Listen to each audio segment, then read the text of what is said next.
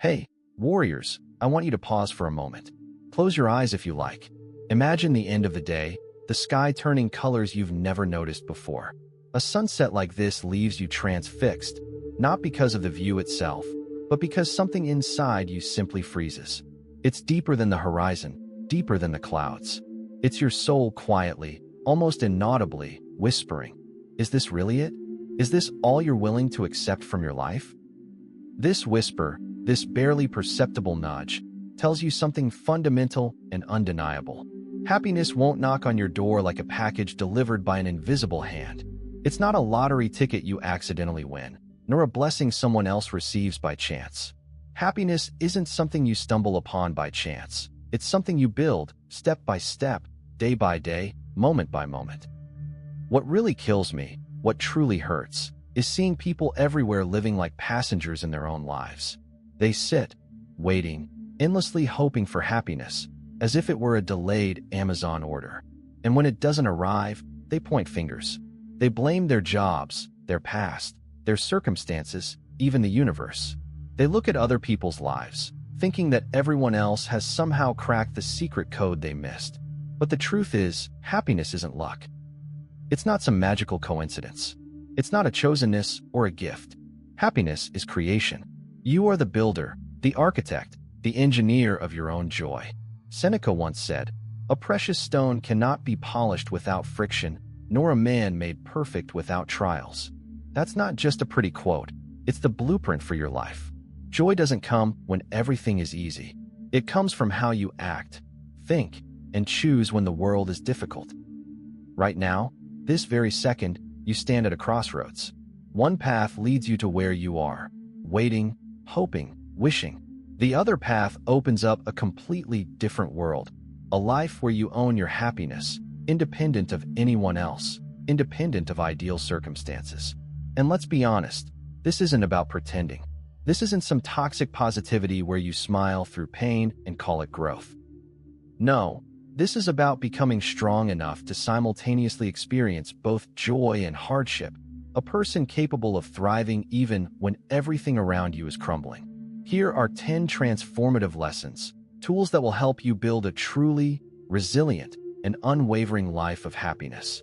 Not superficial, Instagram-worthy joy, but deep, grounded, everyday joy that grows stronger under pressure. Lesson 1. Master your inner weather. An invisible force follows you everywhere. It determines whether your day will be easy or suffocating, whether small moments will energize you or completely drain you. Most people don't even realize it exists. It's your internal weather, your inner climate, your emotional atmosphere. External events, traffic jams, people, deadlines are not your weather. They are passing storms. But the temperature of your mind, your attention, your reaction, all are completely under your control. Imagine the ocean. Waves crash against the shore, storms rage on the surface, but deep below, there is absolute silence. This silence is your goal. When something hits you, a rude comment, a delay, disappointment, stop for 3 seconds. Feel how it affects your body. A tight chest, a clenched jaw, a clenched stomach. Ask yourself, what weather am I creating right now? You can harbor disappointment and let it ruin your hour, or you can breathe, observe, and let it pass. This pause, this micro-choice, is mastery. Practice it daily, and gradually your happiness will become weatherproof, no longer eroded by temporary storms. Lesson 2. Reduce unnecessary desires. Look at your baggage.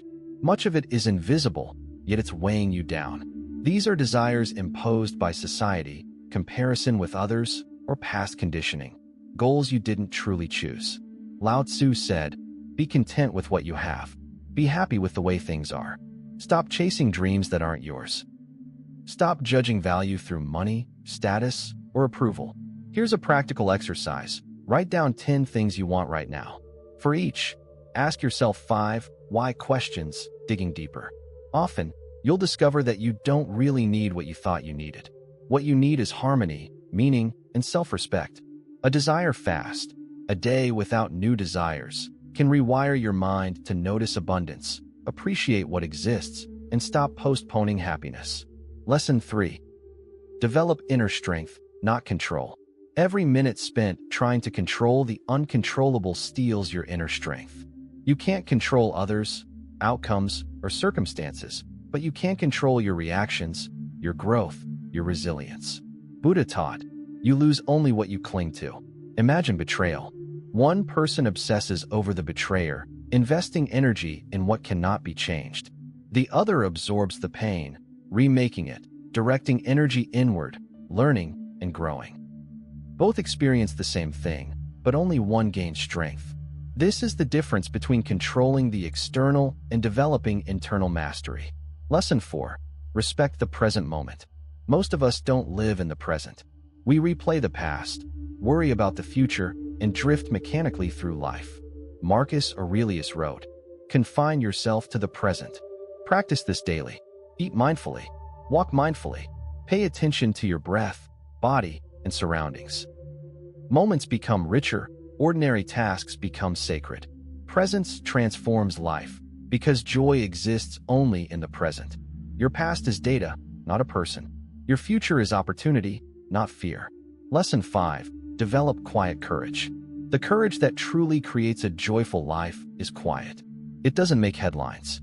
It's found in small, personal decisions, in standing up when you're afraid, in forgiving when hurt is justified, in trying again after failure. Seneca said, sometimes even living is an act of courage. Daily practice. Every morning, identify one unpleasant action and commit to it. Gradually, courage becomes strength. You stop waiting for permission or guarantees. You begin to truly live. Lesson 6. Practice emotional moderation. Feel deeply, but don't let emotions control you. Epictetus said, it's not what happens to you that matters, but how you react. Emotions are like fire. Contain them wisely. Anger, sadness, fear. They're all valid, but you determine their consequences. Pause, breathe, and respond mindfully. Monitor intensity, observe the waves, and allow clarity to guide your actions. Emotional moderation protects your peace and strengthens your inner strength. Lesson 7. Develop Stoic gratitude. Gratitude isn't just polite words. It's a refocusing of your attention. Most people focus on what's missing, and this robs them of joy. Marcus Aurelius wrote, when you wake up in the morning, think of what a precious privilege it is to be alive. Practice specificity. Each day, highlight 3 small, concrete things: a ray of sunlight on your countertop, a kind gesture, a moment of peace. Include challenges too: failures, losses, hardships. This reframes your perception, deepens joy, and strengthens resilience. Lesson 8. Embrace impermanence. Nothing lasts forever. Moments, people, health, seasons. Accepting this frees you to care more, love more, and appreciate life fully. Marcus Aurelius wrote, loss is nothing but change. Morning meditation. Name 3 temporary things today. Experience their impermanence and allow it to sharpen your presence, gratitude, and love. When you dance with impermanence, life becomes richer, sharper, more meaningful. Lesson 9. Cultivate a character you're proud of. You spend every moment with yourself. Are you proud of this person? Seneca said, I have become my own friend. Small decisions are the building blocks. Integrity, courage, kindness. Practice them daily. Reflect on your day. Rejoice in harmony. Notice betrayals and plan for improvement. External success fades. Character remains. Build a life based on what's important, not on what's impressive. Lesson 10. Live with purpose, not passivity. You weren't born to simply exist. Purpose gives you energy, focus, and resilience. Marcus Aurelius asked, what am I doing with my soul? Find your purpose by asking yourself, if I had 10 years left, what would be most important? What breaks my heart? What revives me? Align your daily actions with this purpose. Say no to distractions. Direct your energy consciously. Purpose generates a joy that achievements alone cannot bring. Conclusion. Now you have a plan for a life full of genuine happiness. Manage your inner weather. Get rid of unnecessary desires. Develop inner strength. Respect the present. Develop quiet courage. Practice emotional restraint. Cultivate gratitude. Embrace impermanence. Develop a proud character. Live with purpose. Happiness doesn't wait for perfect conditions. It exists right here, in your choices, in your perspective, in the person you decide to become today. Take action. Start now. One choice, one day, one mindful moment at a time. Your life is yours. Build it. Thrive. Create your own happiness. Leave this final affirmation in the comments. I create my own happiness, starting from this moment.